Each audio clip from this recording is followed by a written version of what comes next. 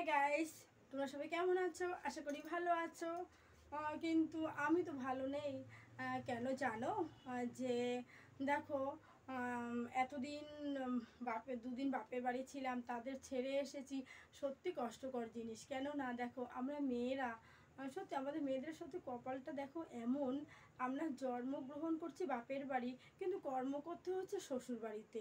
কেননা এটাই তো আমাদের কপাল বলো। কিন্তু ছেলেরা দেখো, ওরা বিয়ে করে বাড়িতে নিয়ে আসে। যেমন বাপের বাড়িতে ওদের যেখানে জন্ম সেখানেই ওদের কর্ম, সেখান থেকেই ওদের সারা জীবন সেখানে থাকা।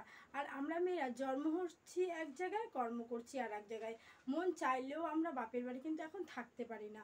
কেননা দেখো, বাপের বাড়ি থাকতে পারি না এই কারণে, আমরা শ্বশুর বাড়ি ছেড়ে যখন বাপের বাড়ি যাই তখন বাবা মার খুব ভালো লাগে। আর বাবা মারা খুব আনন্দ পায়, আর আমাদেরও আনন্দ লাগে যে শ্বশুর বাড়ি রেখে বাপের বাড়ি যাচ্ছি, বাবা মার সাথে কিছুটা সময় কাটাবো। আবার দেখো, গোনাগুনতি দিন, তোমরা তো জানো কতদিন থাকে। গোনাগুনতি দিন বেশি দিন কিন্তু থাকে না, বা আনন্দের দিন বেশি দিন থাকে না। তার জন্য মানে দেখতে দেখতে মনে হলো কি চলে গেল, ই বাবা, দেখতে দেখতে 2 দিন মানে 3 দিন শেষ হয়ে গেল। অবাক কাণ্ড। আবার মনে কষ্ট নিয়ে চলে আসতে হলো শ্বশুর বাড়িতে। কিছু করার নেই ফ্রেন্ড, এটাই তো আমাদের জীবন। আমরা যেখানে যাব সেখানে আলোকিত করে রাখবো।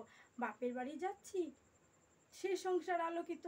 বাপের বাড়ি ছেড়ে শ্বশুর বাড়ি আসছি, শ্বশুর বাড়ি আলোকিত।